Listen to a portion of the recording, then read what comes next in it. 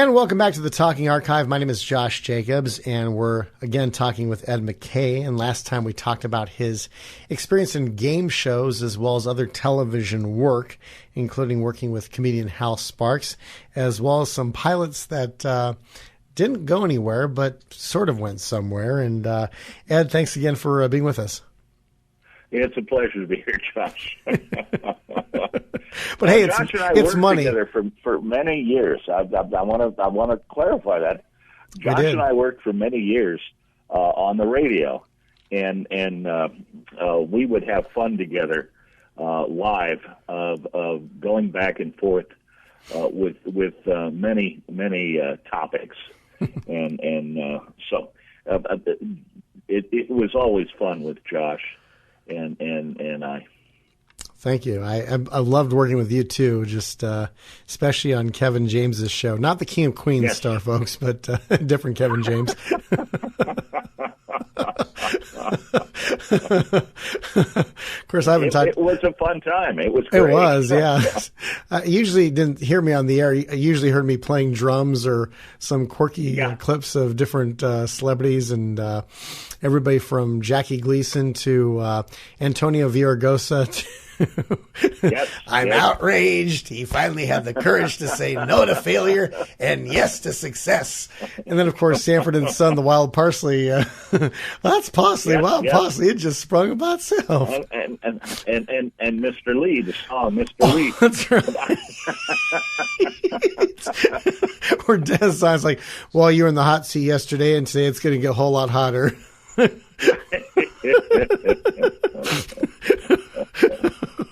Or Villaraigosa after he failed as Hillary Clinton's campaign manager in California. He tries trolling for Barack Obama. Barack Obama's been the voiceless. I just hear the electricity in the air. Come on.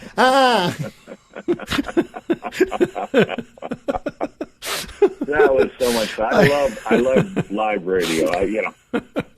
There's not enough of that anymore. No, there is not, unfortunately. It's kind of sad when Jack FM's disembodied voice has more personality than a lot of the live personalities. I just had dinner last night with Mary Price. Oh, really? Yeah, Mary and I were over at another friend of ours, Rosie Rodon. Oh, yeah, I remember Rosie Rodon. Yeah, who was also on the air. Mm-hmm. And we were reminiscing. Your name came up. Oh, I love Mary. She is just awesome. In fact, she was a sweetheart. She moved back east, I think. No. Oh. Actually, she lives in Orange County. Oh, okay. And she wants to go back east eventually, but she just bought a house in, I think, Palm Desert or something. Oh, okay. It's under construction, but yeah, she's still there, and we live close to each other, all three of us actually, and we had dinner. Wow. But you worked directly with her because she was at the Fish. She was, yeah. And I first met her about 30 years ago when I was an intern for Oldies 93 CBS FM. Yes. And she was weekends there. And then when the station switched to classic rock as the Arrow, she was promoted to middays. And she was the only DJ there for the entire run of the Arrow. It lasted about 11 and a half years. And I remember Mary told me she got into radio to play Chicago. And I called her probably about 6 months before the Arrow went away. And I said, hey, you still playing Chicago? She says, no, unfortunately, it's not on the playlist anymore. And then 6 months later, the Arrow was gone. Yeah. Well, and I was working at the time downstairs at KNX 1070 News Radio. Oh, yeah. I was a news anchor, mostly on the weekends. Mm-hmm. And this was Columbia Square, which doesn't really exist anymore. No. But downstairs, first two floors, was the CBS television, the news station. Oh, yeah, Channel 2. Channel 2. And then the next floor was KNX 1070, and then the next floor was KNX FM, and then became the Arrow, and now I think it's Jack or whatever the heck it is. But we all worked in the same building on Sunset, right at Gower. Oh yeah. And so every once in a while I'd drop up and see her in the middays if I was in the area, and we'd talk for a few minutes. But yeah, no, well, we had a very nice night last night. That's great. And it was fun. I'm glad about that. And if you see her before I see her, or talk to her before I talk to her, definitely tell her hello, because she's missed here at the Fish, and yes, just she had some great stories to tell as well. Did you work with her at Quiz? Because I remember she was there back in the '80s as well. No, we never worked together at Quiz. No, and she did mention you, by the way, last night. Oh, cool. Yeah, we both talked about you for a few minutes. It was all good, so don't get panicked. You didn't ask, when am I going to cut my hair?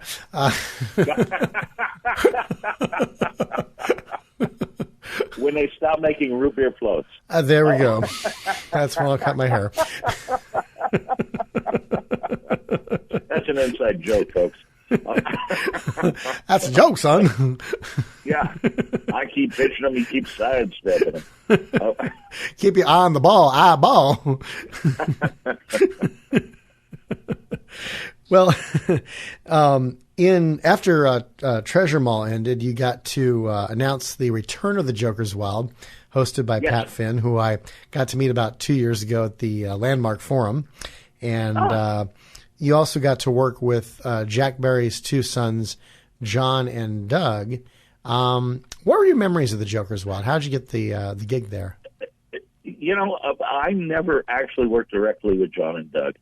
I worked with mostly Richard Klein, who was the director / producer.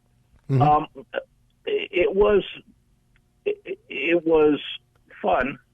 It was a good show. It was intense. And the thing was,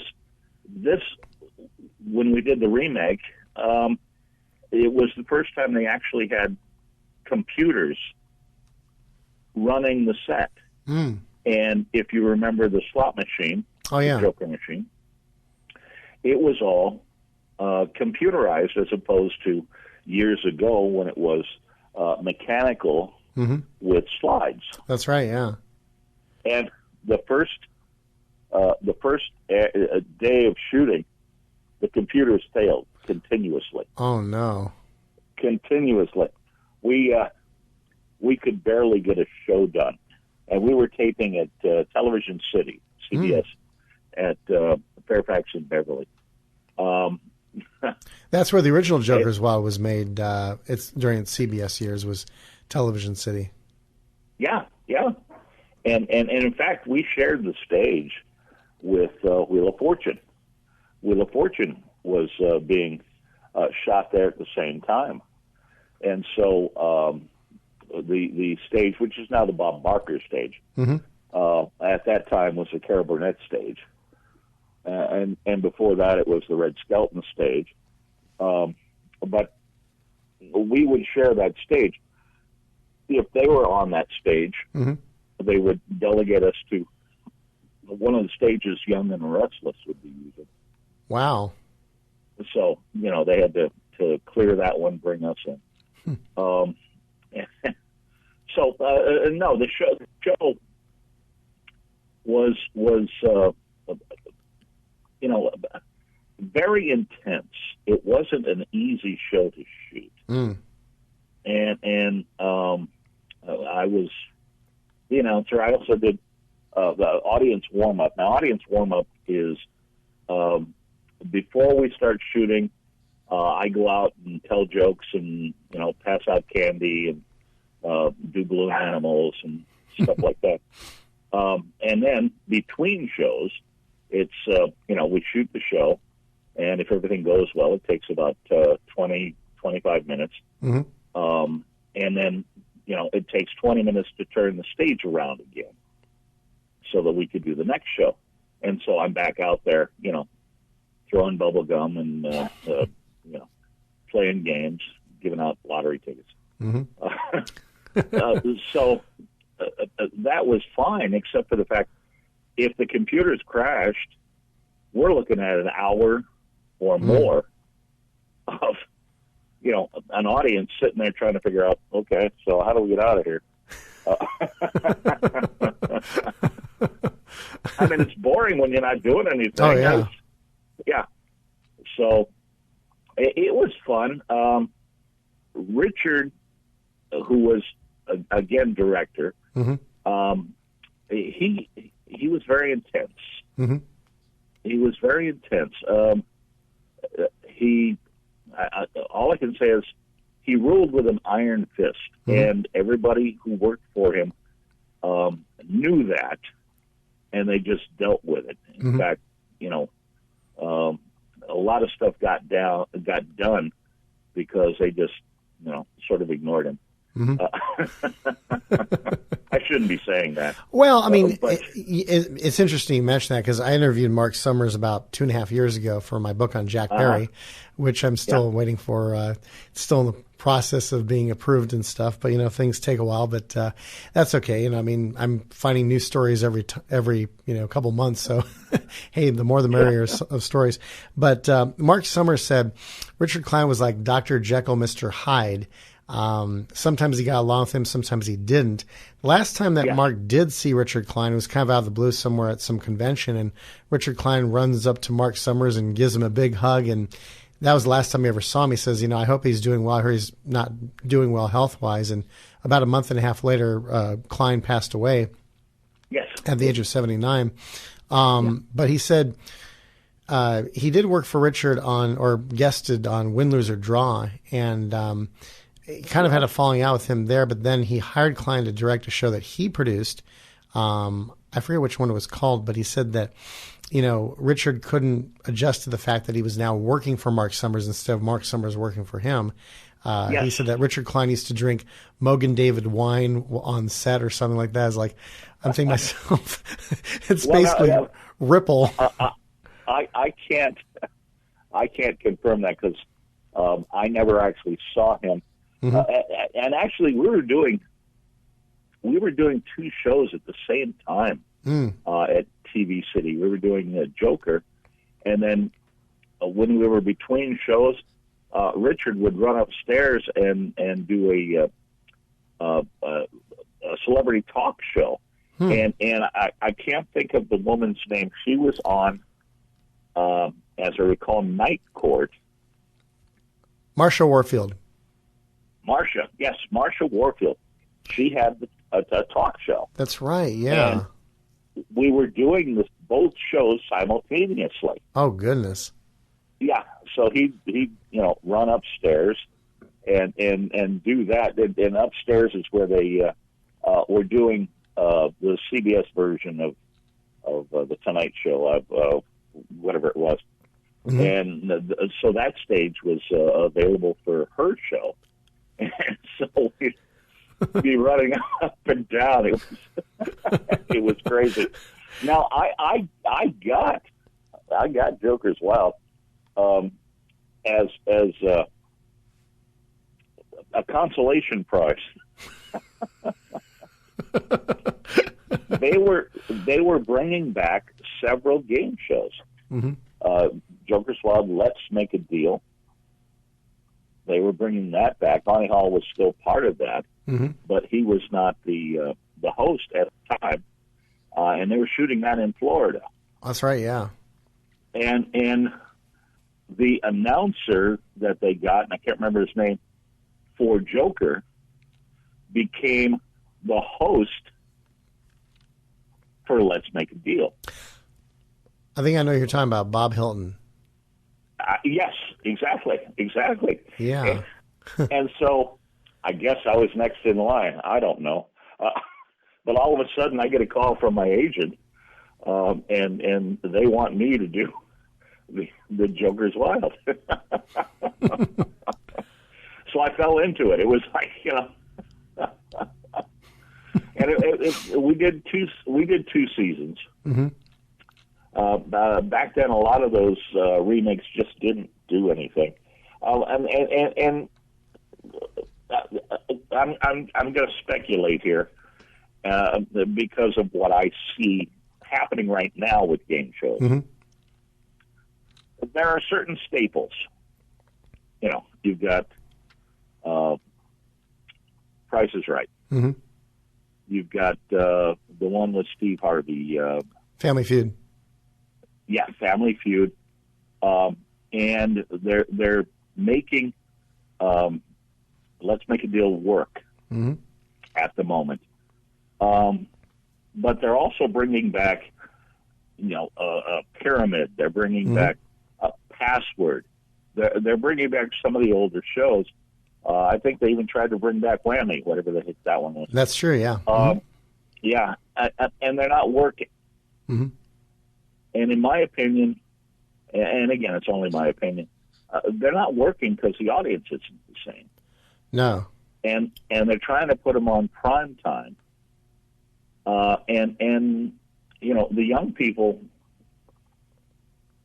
don't care. And let me just preface that with the same thing is happening with soap operas. Mm. There aren't a bunch of people sitting around all day watching television. Mm.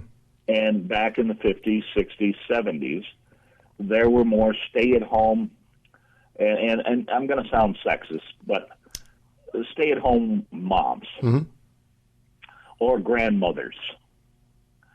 And you don't have that anymore. And as much as I see them trying to make them exciting, it's like, Password. I love Password with Alan Ludden, Betty White. This just isn't what I want to see. And again, let me say it's because I remember the old one. Mm-hmm. And that's the one I base it on. The new ones are more exciting, more geared to young people, and they should be. Mm-hmm. They should be. But I don't think it's something people want to see anymore. And that saddens me. But we've gotten so ingrained in the quote-unquote reality shows, mm-hmm. which are not reality shows. No. You can't do a reality show with a full crew and writers and producers. But the Survivors, the Amazing Races, that seems to be what people want to see. So I don't see how the game shows that are being resurrected can sustain. Mm-hmm. I don't know how much longer. The Price is Right. I mean, there's been talk about. Price is Right. There have been so many changes. The same with Let's Make a Deal. Mm-hmm. Let's Make a Deal is being shuffled now here in L.A. It's been moved from the morning to the afternoon, and a talk show has been moved to the morning, which means when they're shuffling things, you're not getting the ratings that you're looking for. Price is Right. They've been on this particular format for 50 years. Mm-hmm. They were on prior to that. Bill Cullen, mm-hmm. Quite a few people. There's a guy I worked with, and I can't remember his name now. Des James? Yes, Dennis James. Yeah, Dennis was on it.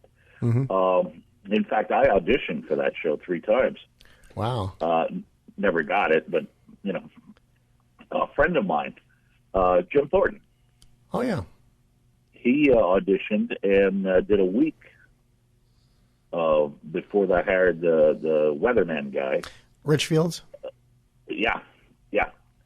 and then of course, Jim is now on Wheel of Fortune, mm-hmm.